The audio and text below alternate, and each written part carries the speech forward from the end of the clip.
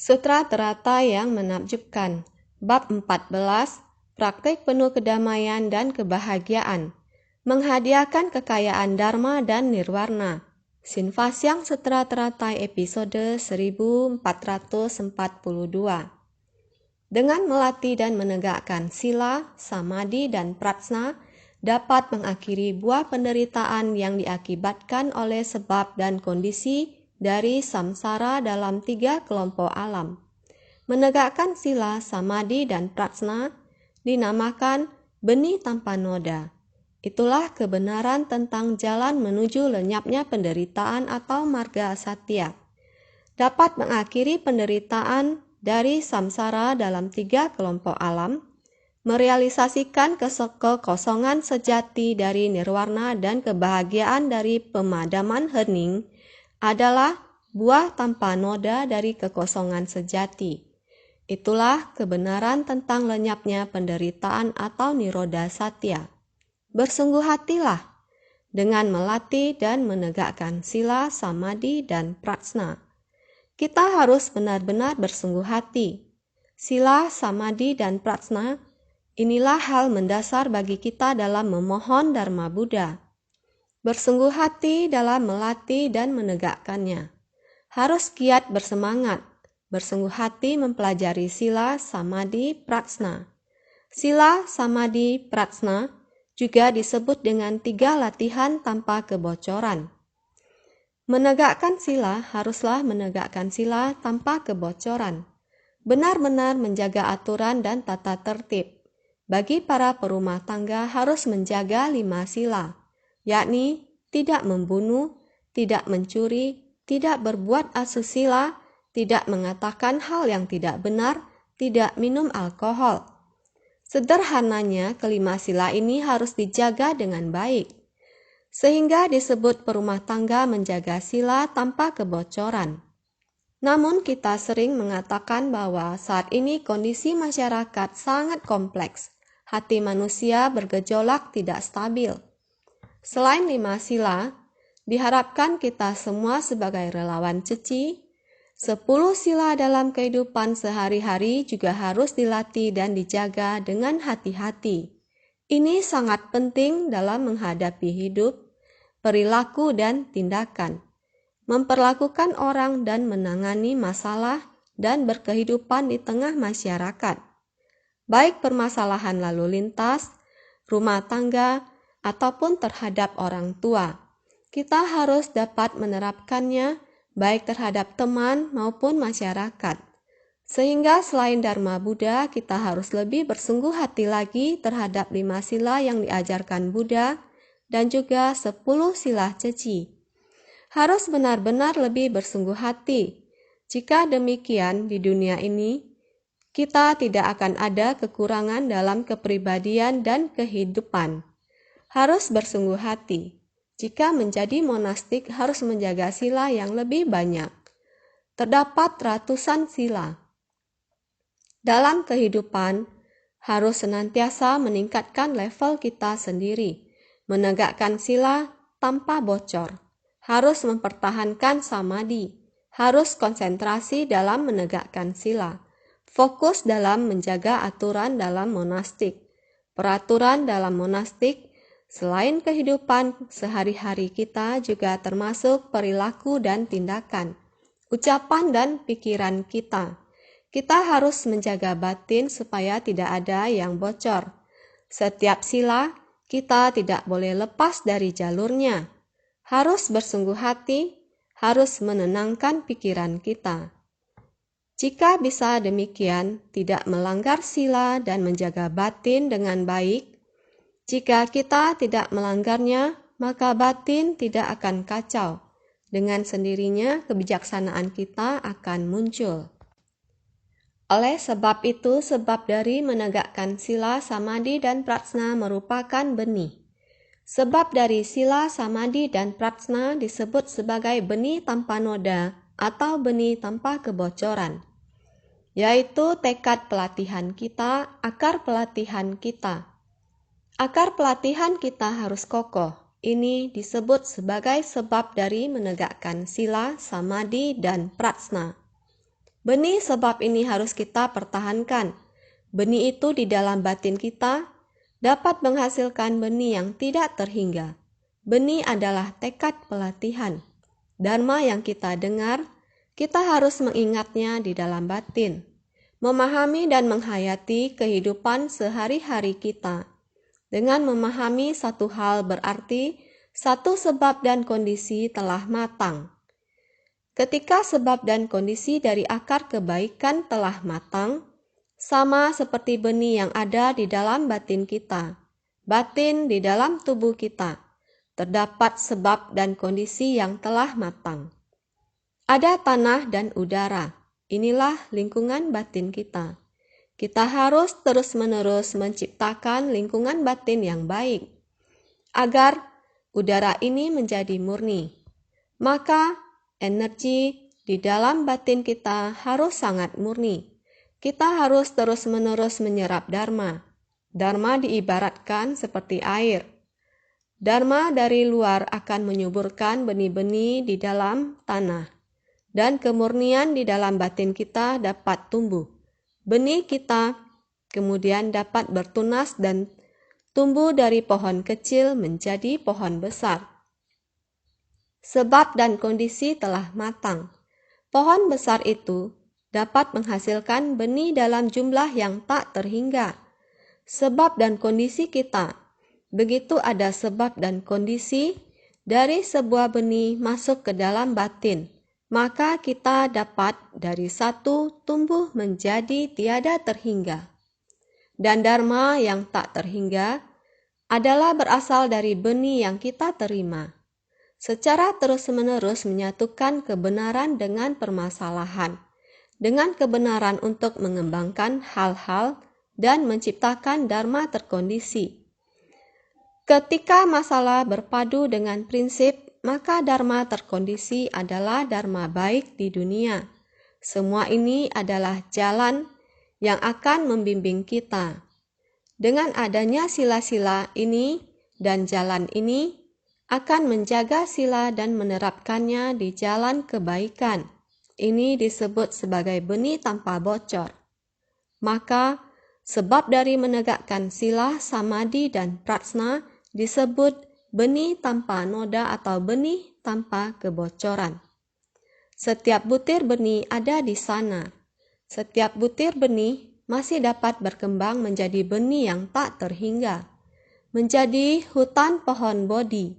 Dengan demikian akan bertambah banyak, sehingga ini adalah benih pencerahan.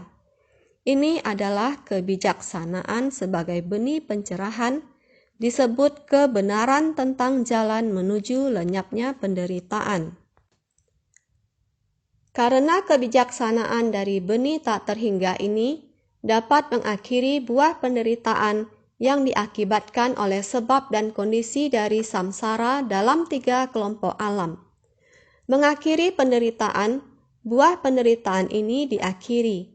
Dengan sendirinya, kita akan menegakkan sila. Benih tanpa noda ini, setiap butir benih tidak dibiarkan bocor. Setiap butir benih ada di dalam batin kita, benih pencerahan kita. Benih dari prinsip, yaitu prinsip kebenaran. Prinsip adalah kebenaran. Jalan kebenaran ini, setiap butiran benih ini demikian terus ditebar dan ditanam terus. Seperti kita melihat pohon. Pohon di dua sisi jalan. Pohon ini berasal dari sebutir-sebutir benih, sebatang-sebatang tunas. Sebab dan akibat matang. Di atas jalan kebenaran ini, pohon telah menjadi sebatang pohon yang besar. Pohon di dua sisi dipadukan. Terlihat seluruhnya bagaikan sebuah terowongan berwarna hijau, sangat indah. Ini adalah prinsip dari kebenaran. Jalan kebenaran ini memiliki benih yang demikian. Maka saat tumbuh besar, di sekitarnya tidak terdapat rumput liar. Itu adalah benih, bodhisatwa yang rimbun. Demikian terus berlanjut. Oleh karena itu, dengan mengakhiri penderitaan dari samsara dalam 3 kelompok alam, Karena bodi adalah pencerahan, kemahatauan dari pencerahan ini terus menghasilkan kebingungan, kegelapan batin, dan kerisauan. Pasti akan terus-menerus terhapuskan. Tanpa kegelapan batin dan kerisauan yang kita miliki, maka sifat pencerahan kita akan bertumbuh. Tentu saja penderitaan dari samsara dalam 3 kelompok alam akan menghapuskan akar tersebut. Maka kita tidak akan terlahir kembali. Benih dari kegelapan batin ini akan terhapuskan secara tuntas. Kemudian akan menghasilkan benih pencerahan bodi. Kita harus bersungguh hati dalam hal ini, menegakkan sila, samadhi, dan prajna. Secara alami, rumput liar, kegelapan batin, dan kerisauan akan terhapuskan secara tuntas. Oleh karena itu, kita dapat menyadari sifat pencerahan telah bertumbuh. Kita dapat menyadari kekosongan, mengetahui bahwa segala sesuatu di dunia manusia adalah sebuah penderitaan dan kekosongan. Kita harus benar-benar menghilangkan kerisauan dan kegelapan batin ini. Kembali kepada kondisi batin yang tenang dan jernih. Tentu saja tanpa kontaminasi yang mencemari, tanpa kerisauan dan kegelapan batin, masuk ke dalam dasar hati kita, masuk ke dalam lingkungan kita. Kita harus melenyapkannya sepenuhnya, seperti yang terus dikatakan sekarang. Udara telah tercemar seperti di Beijing pada tahun awal Mei 2017 terjadi badai pasir yang sangat kuat. Badai pasir tersebut sangat kuat sehingga menyebabkan lalu lintas di kehidupan sehari-hari menjadi sulit karena seseorang berada di satu sisi jalan, tidak dapat melihat bangunan di sisi seberang. Udara dipenuhi oleh debu. Orang yang mengendarai mobil di jalanan tidak dapat mengetahui berapa jauh jarak mobil di depannya. Ini sangat berbahaya. Orang pada umumnya tahu bahwa badai pasir ini sangat kuat. Menghirup debu akan berakibat besar bagi kesehatan tubuh. Badai ini mengakibatkan lingkungan yang tidak tertahankan, sehingga sangat sulit. Badai pasir ini tidak hanya terjadi di Beijing, selain Beijing juga terjadi di Jepang. Jepang juga terkena dampak dari badai pasir. Sangatlah kuat sehingga sampai ke Jepang. Ini adalah akibat pencemaran lingkungan. Hal-hal seperti ini sangat meresahkan. Dan di tempat itu ada seorang Bapak Chang, sejak dari masih relawan Abu Putih hingga relawan Abu Putih Logo atau Cakom, saat dia mendengar banyak orang berbagi kisah tentang berbagai hal mengenai Ceci, selama masa pelatihan, sangat banyak orang yang berbagi kisah tentang pelestarian lingkungan komunitas. Ditambah lagi apa yang dikatakan oleh Master kepada kita semua. Pelestarian lingkungan menjadi perhatian dunia internasional. Ini merupakan tanggung jawab yang tidak bisa dielakkan oleh setiap orang di dunia. Kita semua harus memikul tanggung jawab ini. Kita tidak boleh mengelak dengan mengatakan, pelestarian lingkungan tidak ada hubungan dengan saya. Pencemaran terjadi karena manusia. Sudah sampai tahap merusak bumi. Bukan hanya udara yang tercemar, bumi juga sudah terluka. Sudah sangat serius. Dia mendengarnya dengan sungguh hati dan tergerak. Lalu mulai menekuni pelestarian lingkungan dengan serius. Dia adalah seorang pengusaha, namun berdedikasi untuk melakukan pelestarian lingkungan dan terus menggerakkannya. Dia memulai dengan membungkukkan badan, kemudian memungut apa yang dibuang orang lain. Dia memungutnya. Pada mulanya dia merasa sangat tidak nyaman. Tatapan mata dari orang sekeliling membuatnya sangat tidak nyaman. Namun, jika mengingat tentang apa yang dikatakan oleh Master kepada kita, dia mengatakan bahwa Berhubung kita semua bisa, orang lain bisa melakukannya. Mengapa saya tidak bisa? Dengan membangkitkan tekad demikian, tekad telah dibangkitkan, lalu mempertahankannya demi bumi, demi umat manusia, demi ruang angkasa, sehingga dia menetapkan hatinya. Tidak peduli pada tatapan mata orang sekeliling, dia tetap leluasa, bukan hanya melakukan, juga menggerakkannya. Dia lalu pergi menyewa sebuah kereta roda 3 elektrik, merenovasinya dengan sangat bagus. Setiap hari keluar dengan kereta ini, keluar untuk mengumpulkan daur ulang, mempromosikan. Demikianlah dia mempromosikan. Setiap perkataannya masuk akal. Orang-orang di komunitas tersebut juga telah terpengaruhi, mulai menggerakkan komunitas, melakukannya di siang hari, malam juga melakukannya, menggerakkan komunitas ini, ataupun melakukannya di siang hari, ataupun ada orang yang setelah pulang kerja datang melakukannya. Dia sangat membangkitkan tekad, lalu mulai mengambil tanggung jawab, memberi makan, pulang kerja masih belum pulang ke rumah. Sudah bergabung untuk melakukan pelestarian lingkungan. Dia harus segera menyiapkan konsumsi agar orang-orang paling tidak makan sedikit camilan. Ataupun di pagi hari setelah melakukan daur ulang, mau pergi kerja juga sama membuat orang cukup gizi. Perut bisa kenyang, bersukacita pergi kerja. Kondisi batin yang demikian dengan bodhisatwa pelestarian lingkungan kita di Taiwan. Memiliki batin yang sama. Bukan hanya dia melakukannya sendiri, bahkan istrinya juga dibawa keluar untuk melakukannya. Keluarganya, anak, seluruh keluarga juga bergabung. Dari dalam kerumunan masyarakat terbawah hingga masuk ke sekolah.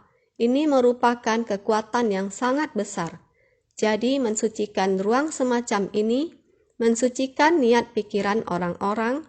Dia lalu juga terus menggerakkan kebersihan, dijaga sejak pada sumbernya. Master mengatakan demikian kepada mereka. Setiap keluarga hingga sekarang orang-orang yang akan membawa barang ini ke tempatnya, pastinya setiap keluarga telah memilahnya. Sudah sangat bersih, barulah mengantarnya ke posko daur ulang. Ini telah menjadi komunitas pelestarian lingkungan yang kebersihan dijaga sejak dari sumbernya. Telah berhasil dilakukan ini terhadap kebersihan komunitas. Masih ada tempat. Ada seorang relawan yang bernama Teng Chinlian, juga seorang komite. Dia, Teng Chinlian, di sana ada satu komunitas. Sebelumnya tempat itu sangat kotor. Dia sering mengatakan kepada suaminya, "Lingkungan seperti ini saya tidak mau tinggal di sini. Bisakah meninggalkan lingkungan seperti ini?" Suaminya berkata, "Kita sudah dilahirkan di sini, sudah selayaknya tinggal di sini." Lalu dia berpikir, "Sejak saya harus tinggal di sini dan tidak dapat meninggalkan tempat ini, kalau begitu saya bisa merubah tempat ini." Inilah tekad hatinya. Dan bergabung dengan Ceci, dia melihat cerita bodhisatwa pelestarian lingkungan di Taai TV. Di seluruh dunia juga melakukan seperti ini. Relawan Ceci, banyak negara yang sangat menjunjung tinggi pelestarian lingkungan. Dengan demikian, setiap orang dapat mengulurkan tangan untuk membantu dan memanggil orang lain. Tempat yang kotor pun dapat berubah menjadi tempat yang bersih. Tetapi tidaklah mudah untuk memulai. Dia mendengar Master pernah bercerita, burung gereja burung kecil ini, walaupun tubuhnya kecil, walaupun tenaganya kecil, sangat kecil, tetapi saat hutan kebakaran lalu bagaimana? Burung kecil ini menggunakan tubuh kecilnya dan menyentuh air. Dengan air di sekujur tubuhnya, dia mengepak-ngepakkan sayapnya. Tetesan demi tetesan air. Ini juga ingin mematikan kobaran api. Teng Qinlian berkata, cerita ini membangkitkan tekadnya. Dia berkata, dia bertekad juga ingin menjadi seperti burung gereja, menggerakkan komunitas ini. Tentu saja, komunitas juga digerakkan dengan anaknya, anak perempuannya. Sekarang sudah sekolah di sekolah menengah, juga membawanya masuk ke sekolah. Ada guru membawa anaknya belajar. Ini juga digerakkan dengan bersih. Seluruh komunitas sudah digerakkan relawannya. Komunitas mereka di sana, kurang lebih 50% orang juga datang ikut bergabung, dan juga setiap keluarga sama. Kebersihan dijaga sejak dari sumbernya. Melihat bodhisatwa di sana, dia gerakkan keluar yang sudah dilantik ada 4 bodhisatwa. Juga semua terharu olehnya. Juga dalam waktu yang sama berikrar, membawa masing-masing komunitas. Dengan demikian, sudah membentuk seperti demikian menggerakkan konsep pelestarian lingkungan ini. Tentu saja komunitas itu sudah bersih. Komunitas itu juga menyediakan satu lapisan di komunitas itu, lantai 1, menjadi titik posko pelestarian lingkungan. Ada niat, tidak ada hal yang sulit. Kondisi lingkungan yang kotor berubah menjadi lingkungan yang bersih. Oleh karena itu, ini adalah dharma terkondisi. Dengan dharma ini mendedikasikan hal yang benar, lakukan saja. Mr. Chang perumah tangga di Beijing, dia ingat lakukan saja. Konsep pelestarian lingkungan bertekad untuk mempromosikan hal yang benar, lakukan saja. Anggota komite Qinlian ini, pemikiran dia hanya seekor burung pipit kecil. Dia bersedia membangkitkan tekad. Diri sendiri menjadi burung gereja kecil. Lihatlah, hal ini juga dapat menggerakkan banyak orang.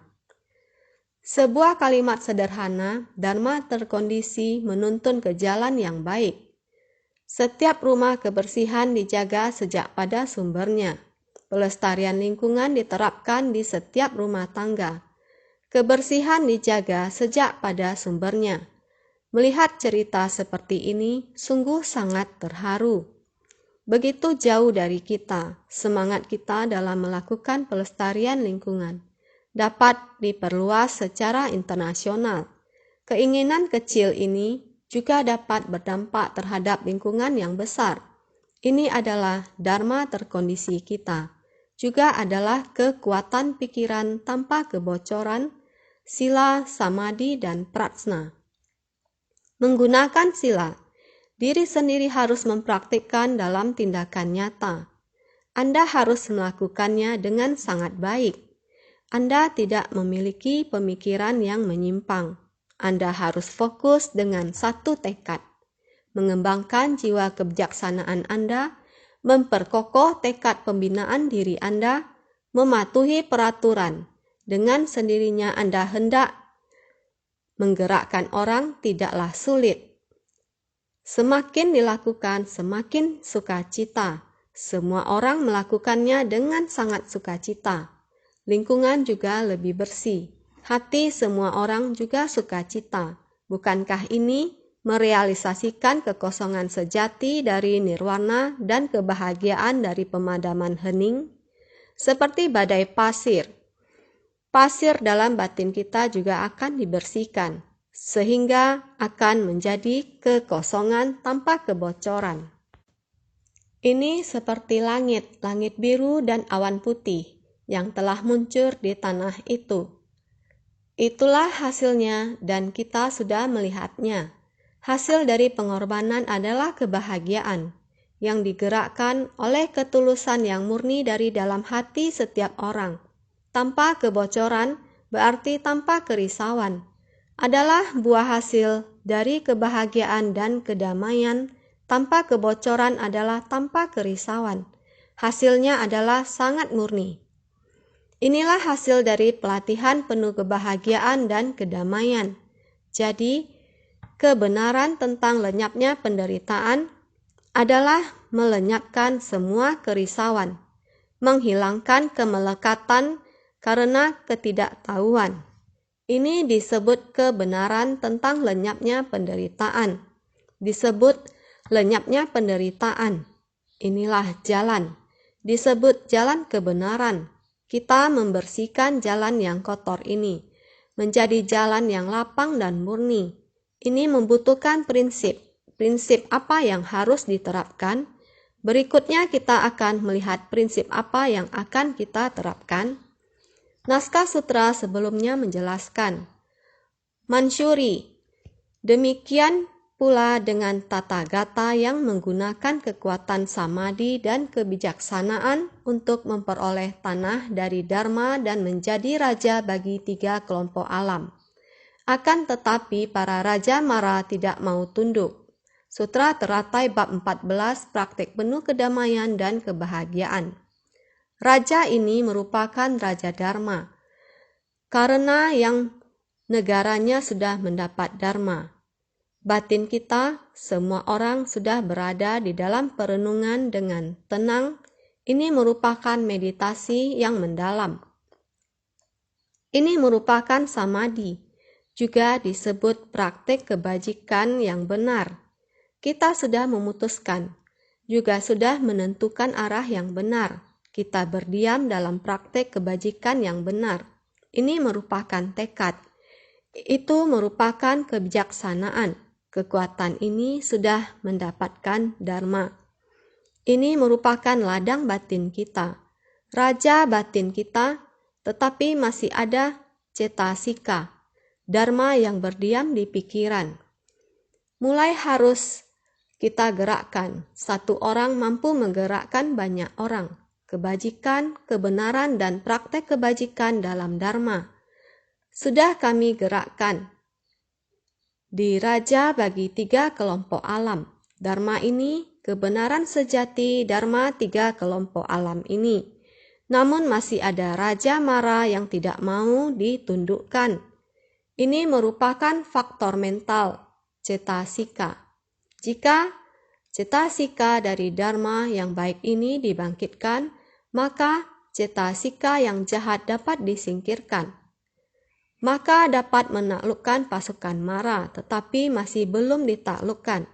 Batin ini masih ada sedikit kerisauan dan kegelapan batin. Oleh karena itu disebut para raja Mara tidak mau tunduk. Masih ada sebagian yang belum diterima dan ditaklukkan oleh Dharma. Jadi dalam batin kita ada perjuangan antara baik dan jahat. Maka kita harus sungguh-sungguh membiarkan jenderal kebajikan kita menjadi tabah. Kita harus dengan sungguh-sungguh melindungi diri kita. Jadi, Mara dari kerisauan dan kegelapan batin kita tidak bisa menyerang. Dan lagi kita harus dengan penuh perhatian menaklukkan mereka. Kita harus melenyapkan kegelapan batin sehingga bisa ditaklukkan. Dan kita pun bisa sungguh-sungguh kembali ke dharma sejati. Kita seharusnya dengan sungguh-sungguh mendidik pikiran kita. Jadi kalimat sutra selanjutnya mengatakan, para jenderal dari tata gata yang terdiri dari para makhluk luhur dan para makhluk suci lalu berperang dengan mereka. Di antara para Mara dan pasukan Mara masih ada yang tidak mau menyerah. Jadi perjuangan kita harus terus berlanjut.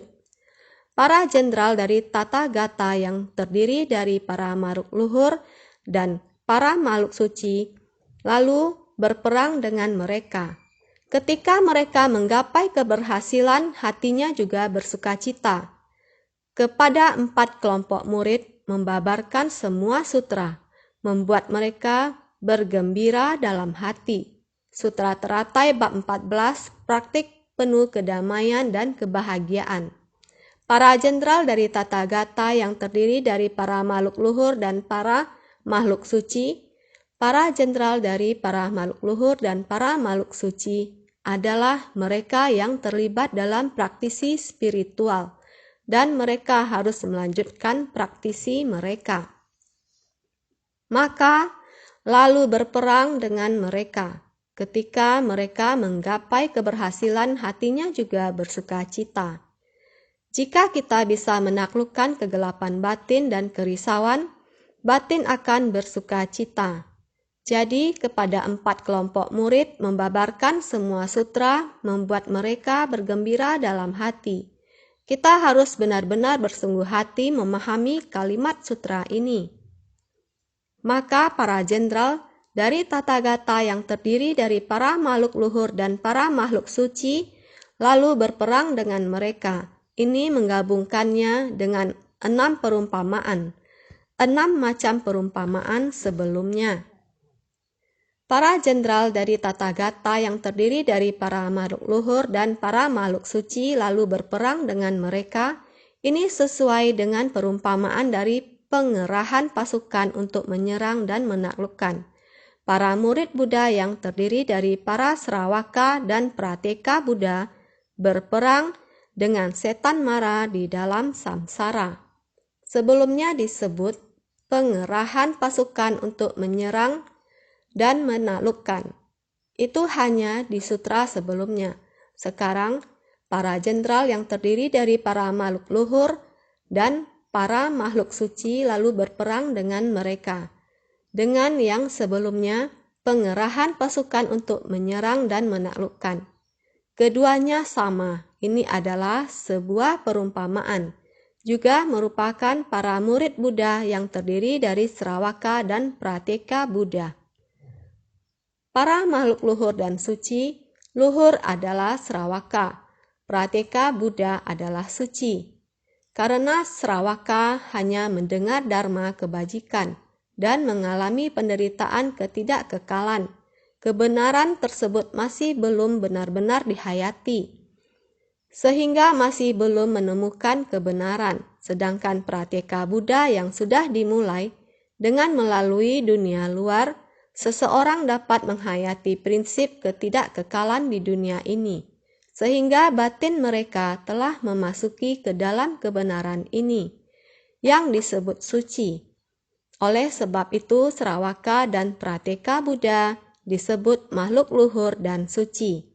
Jika mereka yang berlatih seperti ini terus berjuang bersama, terus terhadap kegelapan batin dan kerisauan kita, harus menaklukkannya, harus terus berupaya keras, berperang dengan setan mara di dalam samsara, harus terus dilakukan.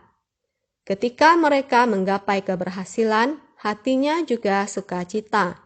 Ini sesuai dengan perumpamaan dari sukacita dalam keberhasilan.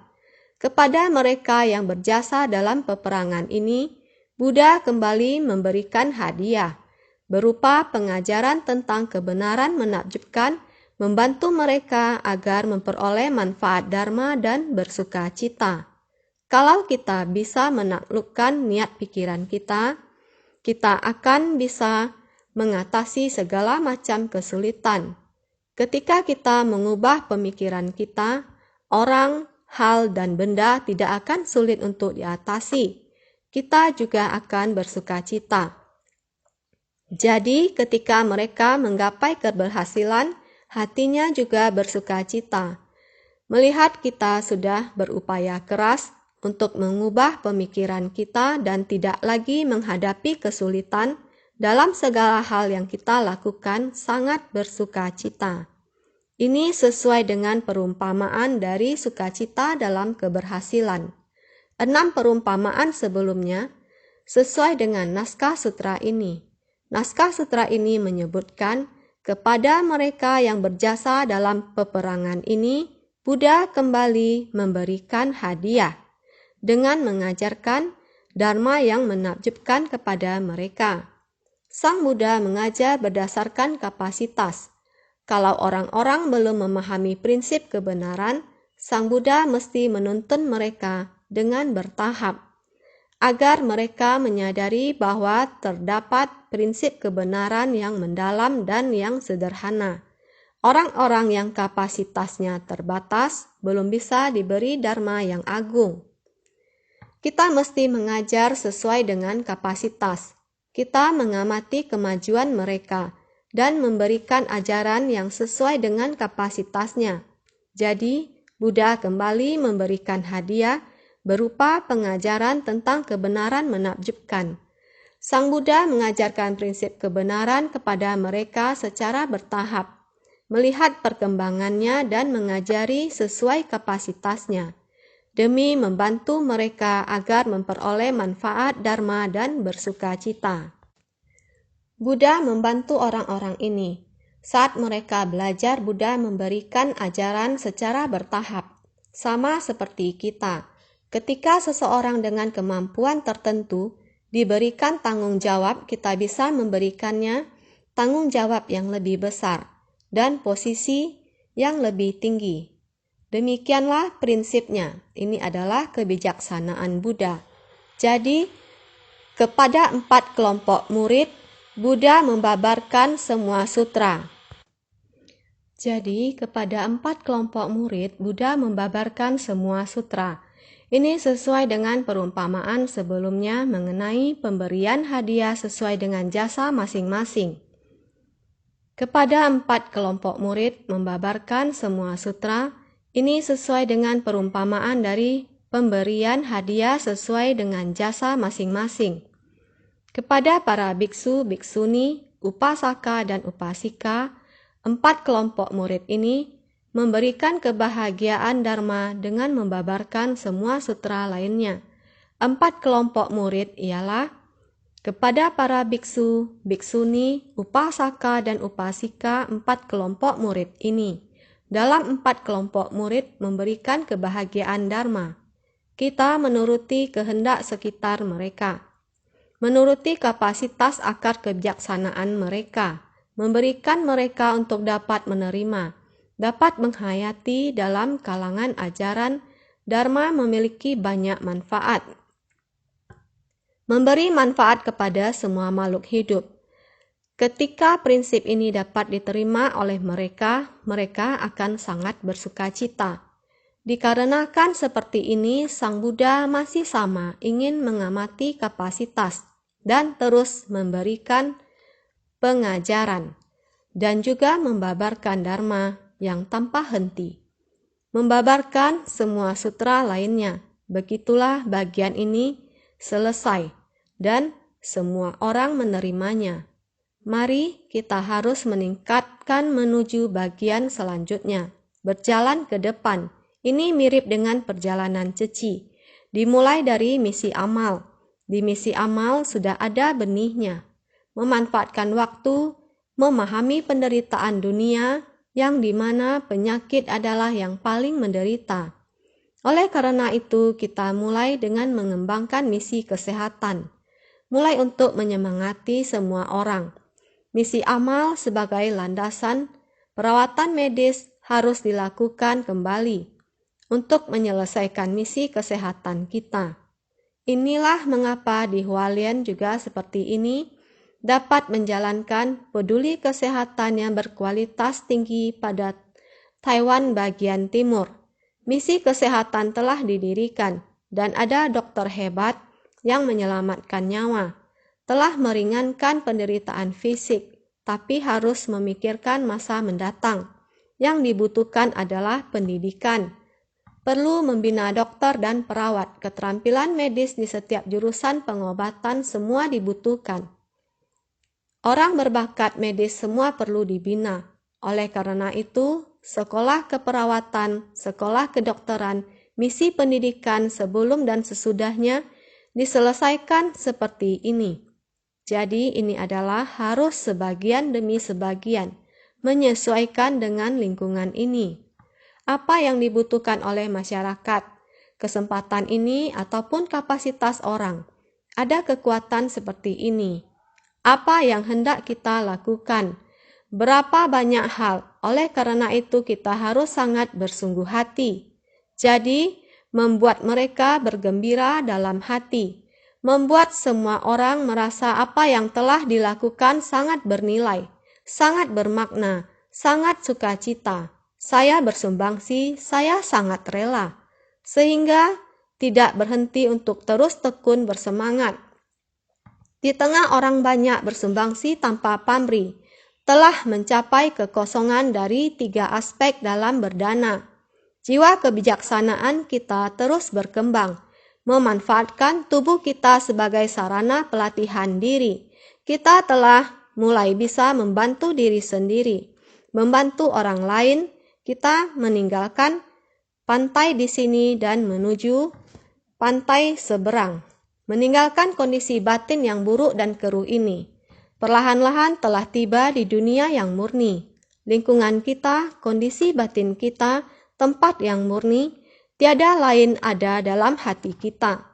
Jadi, membuat mereka bergembira dalam hati, menunjukkan dan mengajarkan sesuai kapasitas, membuat para pendengarnya memunculkan kegembiraan dalam hati.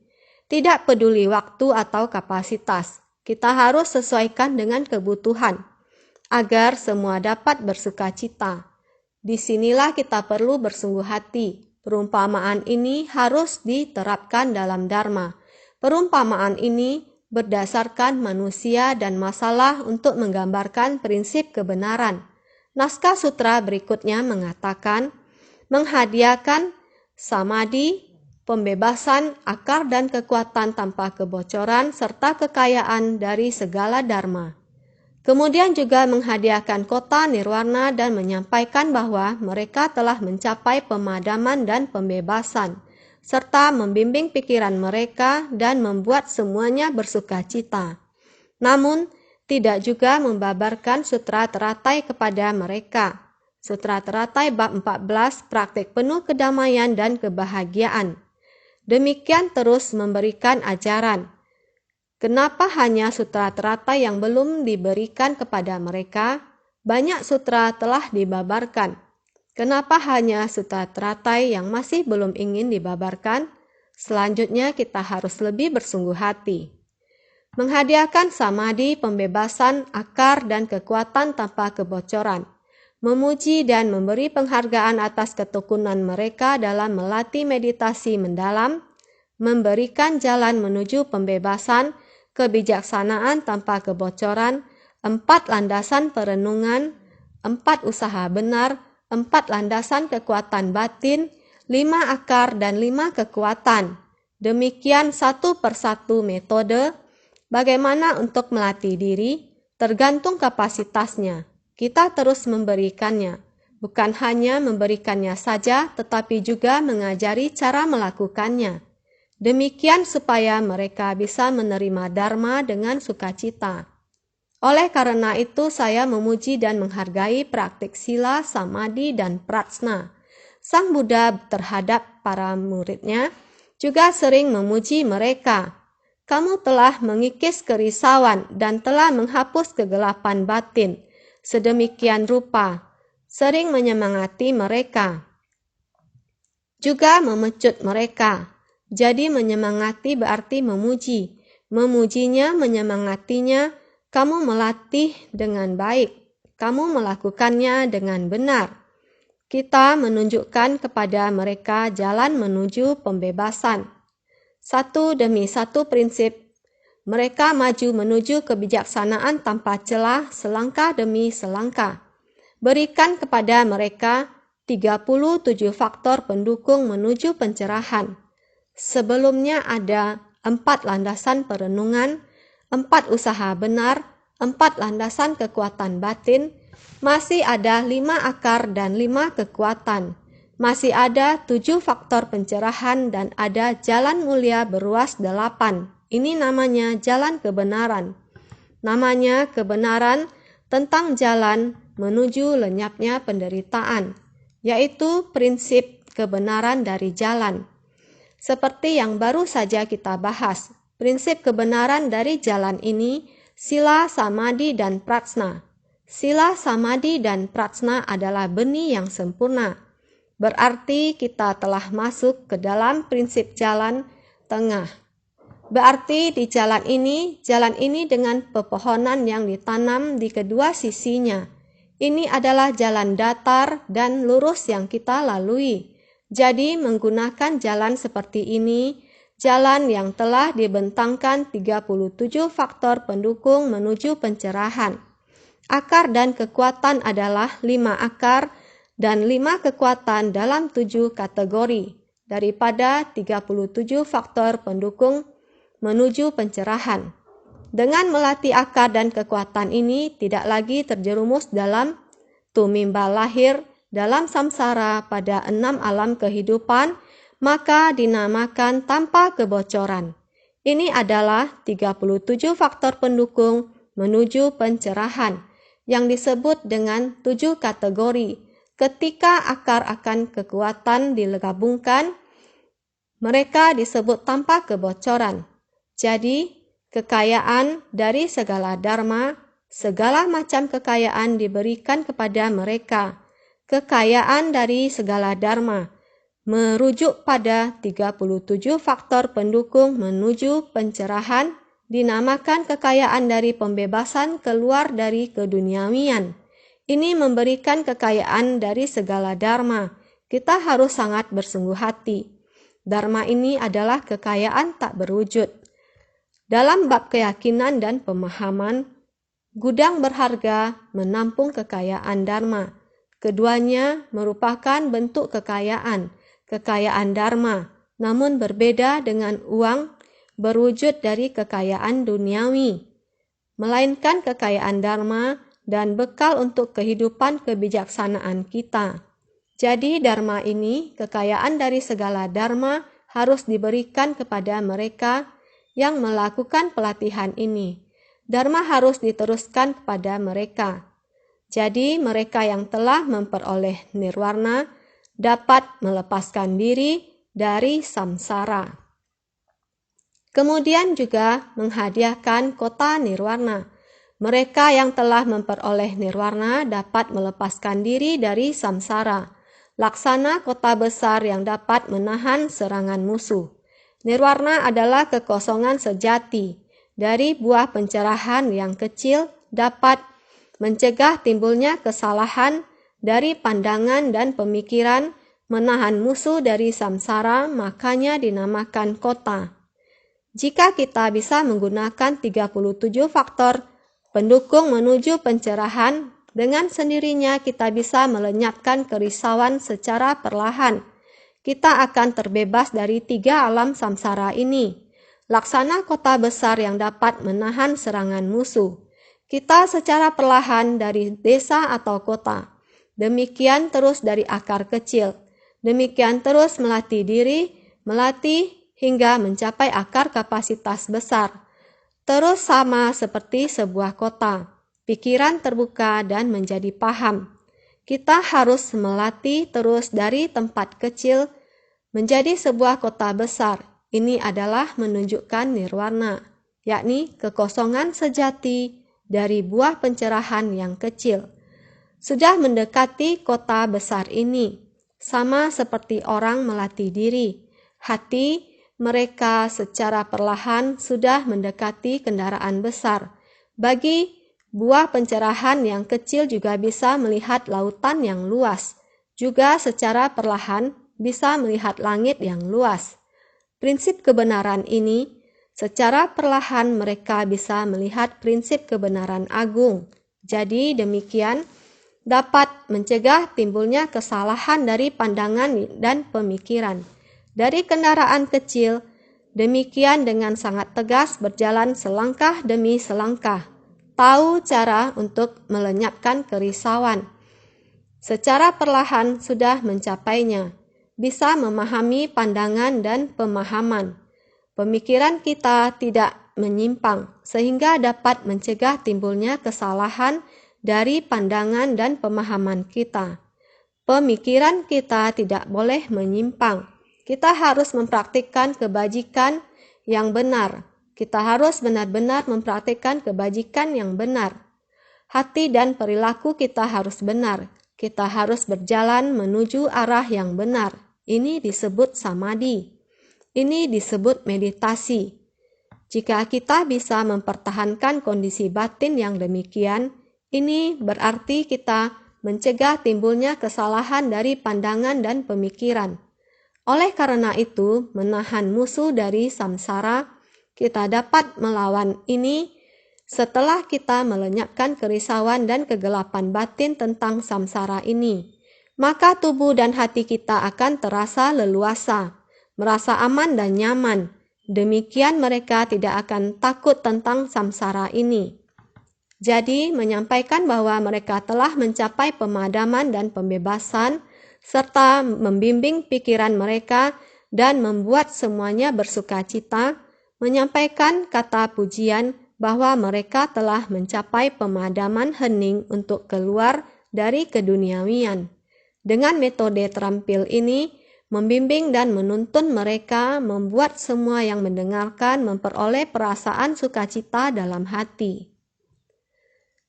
Jika demikian, mulai perlahan-lahan menyampaikan kepada mereka metode melenyapkan dan membimbing, perlahan-lahan menuntun mereka. Arah tujuan batin sangat benar, membuat mereka bisa leluasa dan bersukacita, bisa menahan berbagai cobaan dalam kehidupan, melindungi tubuh dan batin kita tidak terluka. Melihat hidup dan mati adalah hal yang wajar. Jika bisa demikian, telah mulai mencapai pemadaman hening untuk keluar dari keduniawian. Jika demikian, bisa mendapatkan pujian dari Buddha. Demikian sehingga dengan metode terampil ini membimbing dan menuntun mereka, membuat semua yang mendengarkan memperoleh perasaan sukacita dalam hati. Demikian selangkah demi selangkah membimbingnya, menuntunnya ke arah yang benar. Biarkan dia mendengar. Setelah mendengar dan merasa sukacita, namun tidak juga membabarkan sutra teratai kepada mereka, telah sampai pada tingkatan tersebut, tetapi tidak terbuka untuk umum. Membabarkan sutra teratai selama 42 tahun, memberi bimbingan dengan sabar dan secara sistematis, tetapi masih belum secara terbuka menyampaikan sutra teratai. Namun tidak juga membabarkan sutra teratai kepada mereka, hanya saja tetap tidak membabarkan sutra teratai kepada mereka, sesuai dengan perumpamaan dari tidak memberikan mutiara. Sehingga hanya ada sutra teratai ini, tidak membabarkan sutra teratai kepada mereka. Hanya belum membabarkan sutra ini, sesuai dengan perumpamaan dari tidak memberikan mutiara dan lain-lain. Ini sangatlah penting, sehingga tidak boleh dengan mudah membabarkan, sehingga semua orang senantiasa bersungguh hati. Dalam prinsip dan masalah, sekarang semua orang harus memahami prinsip kebenaran dan masalah. Dalam kehidupan keseharian, harus baik-baik bersungguh hati dalam setiap tindakan dan ucapan. Dharma ini dengan masalah yang mereka sampaikan, sebenarnya bagaimana dharma ini dapat digunakan menghadapinya? Hal apa yang terjadi? Prinsip kebenaran mana yang harus dipadukan? Dengan metode demikian bisa memahami, sehingga kita harus senantiasa lebih bersungguh hati.